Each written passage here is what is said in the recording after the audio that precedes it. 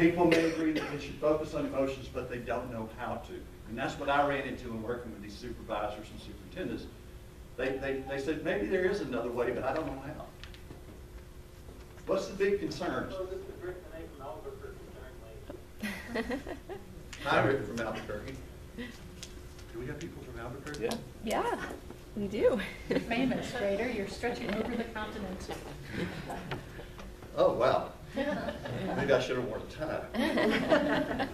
So what are the big concerns of managers today? I put these up here. You tell me if there's other things that are more important to management today. Retention, engagement, as again, if you look at that handout, productivity, wanting cohesive groups of people working together. Profit is always a big thing. Market share, safety. What else? Is there other things? Have I missed something? Is there something that companies are wanting today that's not up here? Loyalty. Loyalty? Does that come with some of this stuff? What else? Okay.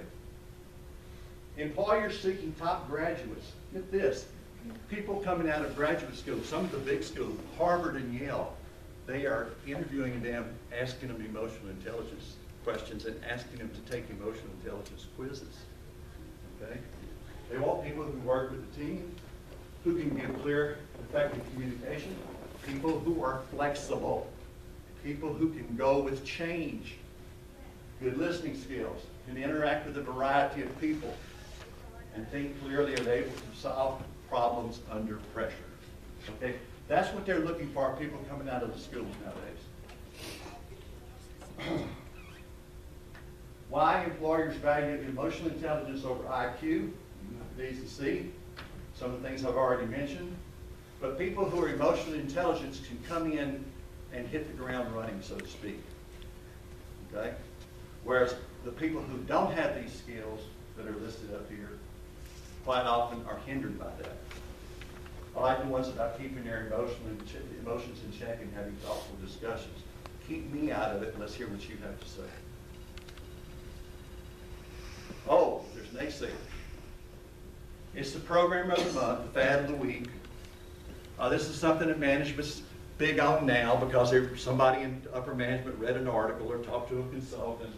And besides, one size doesn't fit every company. Yeah, they may do well with emotional intelligence, but we're different. We're a bunch of hard-working guys here. Another thing that bothers me is that it's easy to game this system, emotional intelligence. If you're a sociopath, you can use those very skills against people. They did some research not too long ago, I think it was the middle of last year, on Wall Street, and they determined that 2% of all the top echelon CEOs on Wall Street were probably sociopaths. Y'all know what a sociopath is. Jeffrey Dahmer was a sociopath, but he didn't wear a $1,000 suit at a time. Okay, so we have a lot of sociopaths. So when they did this research, one of the researchers says, you know, I think I'm going to go out and interview some of these guys and find out if they agree with this research. So they did, and guess what? Some of the CEOs said, your numbers are too low. There's many more sociopaths here than you think there are. Be like the Gordon Geckos, right? Yes, yes. Art, you've seen that latest thing, the Wolf of Wall Street. Yes. Yes. But and again, management style is just one part of having an effective team. There's a lot of other things that go into it. Okay, here's where I get off. You know, Judy, you know, I always have a social soapbox to get on. Corporations are simultaneously reporting record profits and firing and laying people off. That's not very emotionally intelligent. The executive compensation ratio to workers in 2005 was 411 to 1. Okay? A CEO in most companies on Wall Street makes more in a day than their average employee does in a year. That's kind of the ratio we're talking about. Miami Dolphins football team locker room involving Richie Incognito and Jonathan Martin, two 300-pound linemen. Anybody follow that? Not a very emotionally intelligent workplace, okay? A lot of bad things going on there that made one guy quit the team and the other guy got suspended and fined and a whole bunch of other things. And The lack of emotional intelligence there was in management. Okay, the upper management, how they handled it. Anybody been following the guy who came out as gay from the University of Missouri? And how the football players that played around him said, hey, we're cool with that. ESPN has been running stories daily on how this is going to affect the team and how the team's not going to be able to function because they've got a gay guy who might look at him in the shower. That's lack of emotional intelligence, okay? And it's widespread. Anybody seen the movie The Devil Wears Prada? Lack of emotional intelligence. There were other names for her. I used one of them earlier in this presentation.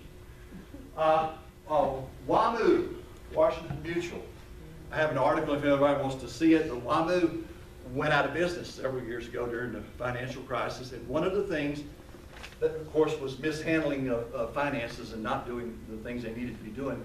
One of the big things, though, that was heard from the employees who worked there was we were no longer the company that we used to be.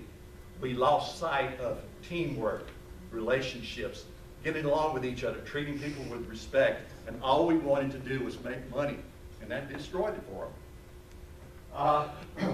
Congress cutting social programs during the holidays. Another complete lack of emotional intelligence about what's going on with other people besides me. Anybody familiar with Gorsuch Courageous Denver law firm? They were in here in Denver for 60 years, okay? And they got under new management or something a while back. And Andre Cohen told the Denver Post in 2005, after the company had been in business for 60 years, he said the notion of group loyalty withered in the face of the new mantra. The bottom line is the bottom line. Partnerships are based upon more than the pursuit of cash collections. Unless the individual partners figure out ways to nurture binding personal and emotional ties, they aren't going to last nearly as long as KG did. This was the new company was taken over. So one of the members of that group said, we've lost something here that we had before, and it's going to cost us. The other one you need to add to that list are the board members from J.P. Morgan. Yes. You just gave that. Jamie Dimon? Yeah, just gave him, he now makes $20 million a year. He makes more in 2 hours than most of the people who are working in the United States. Yep. And they gave him a raise. They had, I don't know how many billions of dollars in fines for illegal work, but he got a raise. He got a raise, yeah. That's rewarding that kind of behavior. And then we wonder why these companies continue to function the way they do. I wonder, who is that board of directors? Members of other boards of directors who do the same thing. Okay, that's a short answer.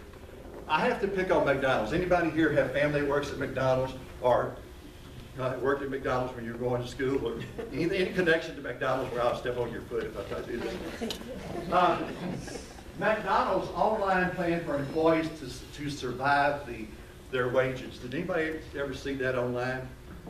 They had a list of things that people could do. One of them was get a second job. Okay, but they put up a website that got taken down fairly quickly, but I have to read you from the website. This is the organization Low Pay Is Not Okay released a video Tuesday dealing some of the advice McDonald's gives its workers on how to cope with low pay rather than giving them more money. One of them Ronald McDonald here to help. This is for employees at McDonald's. Pack your bags. At least 2 vacations a year can cut heart attack risk by 50%. Another one, wait, it gets even better. Sing away stress. Singing along to your favorite songs can lower your blood pressure. Dudes, it really says this. Not enough? These are all things that we're telling our employees to do instead of making more money. Break it up. Breaking food into pieces often results in eating less and still feeling full. Oh my God. And the last one, here comes Santa Claus, here comes Santa Claus. Digging out from holiday debt. Now, people go into debt during the holidays, but for McDonald's employees, this is what the company said they should do.